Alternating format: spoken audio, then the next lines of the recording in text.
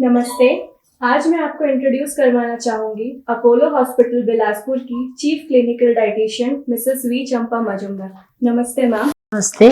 Ma'am, आज मैं आपके सामने कुछ क्वेश्चंस लेकर आई हूँ।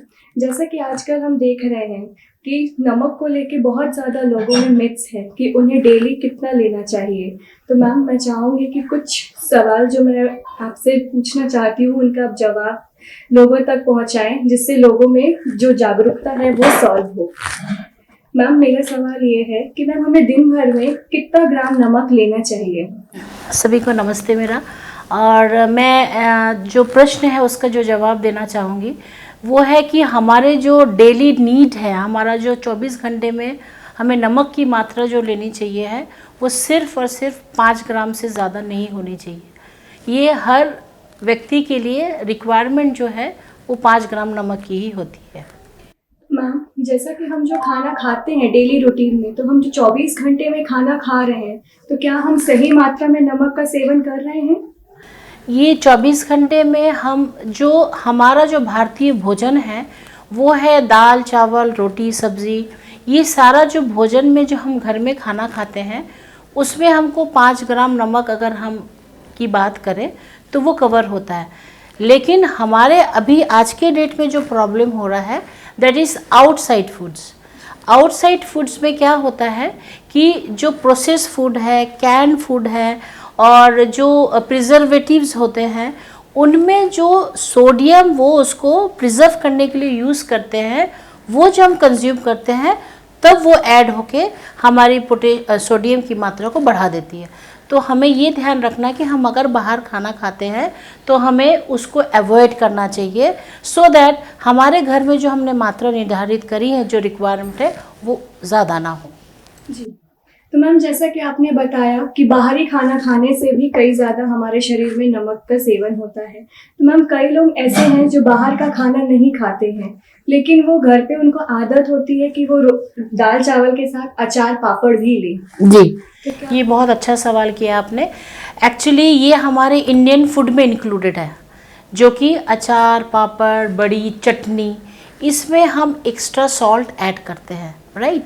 जो कुकिंग में यूज़ हुआ प्लस इसमें भी हम ऐड कर रहे हैं। और साथ ही साथ हम सलाद जब खाते हैं, फ्रूट्स खाते हैं, उसमें भी हम सॉल्ट डालते हैं। तो ये जो है ये हमारा एक्स्ट्रा हो जाता है। So always we have to keep in our mind कि हम जब भी खा रहे हैं नमक तो उसको ज़रूर हम ध्यान रखें कि कितना ले रहे हैं।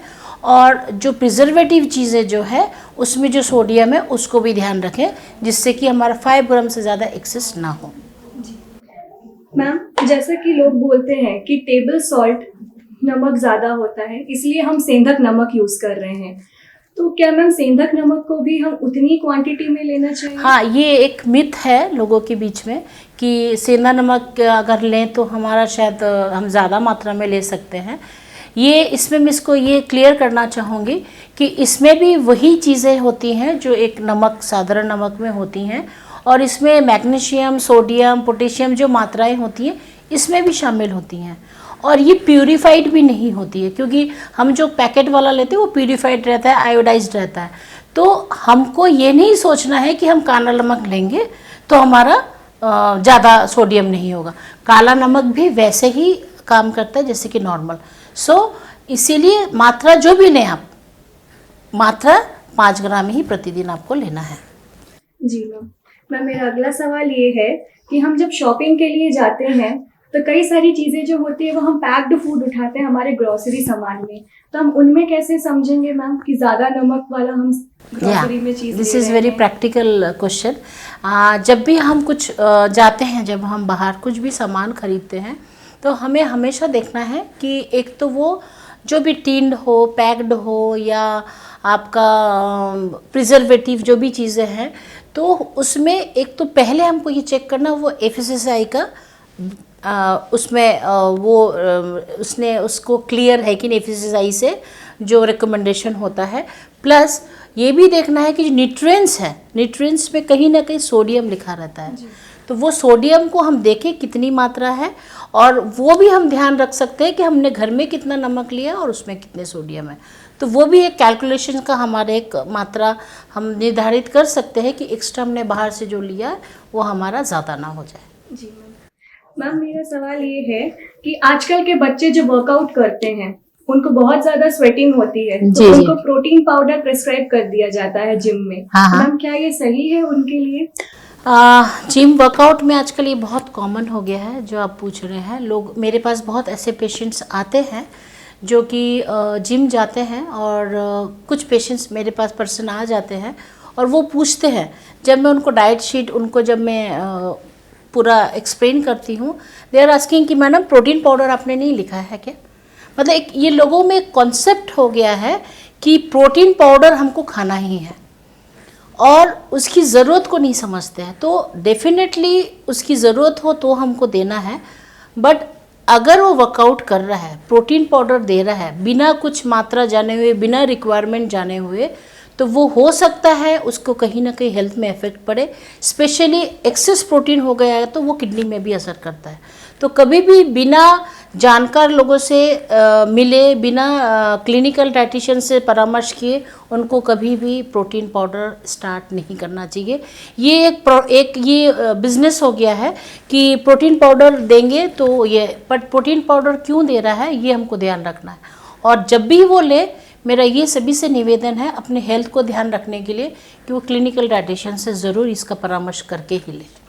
जी मैम, मेरा आखिरी सवाल है कि मैम, नमक ज़रूरी है कि बीपी पेशेंट्स को ही या नॉर्मल जो है वो लिमिटेड क्वांटिटी में लें, या जिनको और कोई बीमारी है उन्हें भी नमक लिमिटेड क्वांटिटी में लेना चाहिए क्या? नमक एक बहुत महत्वपूर्ण हमारा न्यूट्रिएंट्स है, इसको हम मिनरल्स बोलते हैं, खनिज लवण में ये आता है। नमक जो है ये एक इतना इम्पॉर्टेंट है कि आप ज़्यादा होगा तो भी बीमार हैं, कम होगा तो आपको चक्कर आना या तो फिर कंफर्टेबल नहीं फील होना, थरथराहट, घबराहट, मतलब आप जब बात भी करेंगे तो चीज़ों को सही आप मतलब आंसर नहीं, आपका प्रॉपर जो रिस्पॉन्ड होना चाहिए वो नहीं होता। बहुत सारे डिस्टर्बेंस बॉडी फंक्शंस में होती हैं और ये सोडियम को हमें हमेशा ध्यान रखते हुए हमको कंज्यूम करना चाहिए। रही बात डिज़ीज़ की, डिज़ीज़ जो भी बीमारी है उसमें सोडियम एक बहुत बड़ा स्थान रखता है।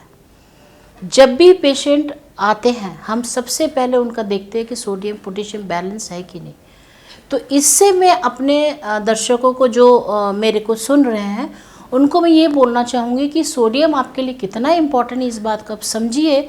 जब आपकी तबीयत ख़राब होकर आप हॉस्पिटल आते हैं तो इसकी ज़रूर जांच की जाती है, क्योंकि इससे बहुत सारी चीज़ें फंक्शंस में इफ़ेक्ट होती हैं। इवन आपको भी अच्छा नहीं लगता जिस वजह से आप हॉस्पिटल आते हैं, ये भी एक बहुत बड़ा कारण है। और अगर सोडियम ज़्यादा बढ़ता है तो बहुत सारी बीमारियों को असर करता है, जैसे हार्ट पेशेंट्स होते हैं, उसके बाद आपके किडनी पेशेंट्स होते हैं, इवन डायबिटीज़ जो है, साधारणतः डायबिटीज़ में जितना भी पेशेंट कंज्यूम करता है उसको हमेशा ये ध्यान रखना चाहिए कि उनके दिन भर में 2 से 3 ग्राम से ज़्यादा नमक नहीं होना चाहिए। तो ये नॉर्मल के लिए 5 ग्राम है, और अगर वो डायबिटिक है, हार्ट पेशेंट हैं, बीपी वाले हैं तो डेफिनेटली उनके 2 से 3 ग्राम से ज़्यादा नहीं होना चाहिए। साथ ही साथ मैं एक और चीज़ शेयर करना चाहूँगी। अभी रिसेंटली हमारे WHO का एक रिसर्च हुआ है जिसमें कि 50 कंट्री से उन्होंने सब्जेक्ट कलेक्ट किए हैं, और इसमें ये साबित हुआ है कि हमारा जो हमारे लोग जो भोजन करते हैं ये 50 कंट्री में, इनके कहीं ना कहीं सोडियम कंजप्शन बहुत ज़्यादा है। और ये एक सबसे बड़ा कारण है आज के डेट में कि लोग ज़्यादा डायबिटिक हो रहे हैं, ज़्यादा बीपी प्रॉब्लम हो रहा है, ज़्यादा हार्ट प्रॉब्लम हो रहा है, ओबिसिटी हो रही है। और ओबिसिटी में जो है हमारा मैक्सिमम फ्लूइड रिटेंशन, मतलब फूलापन, सूजन जो होता है वो पानी सोडियम की जमे होने की वजह से भी होता है, तो वो भी एक कारण है। और ये ओबिसिटी कहीं ना कहीं जाके कोई ना कोई डिजीज़ में कन्वर्ट भी होता है।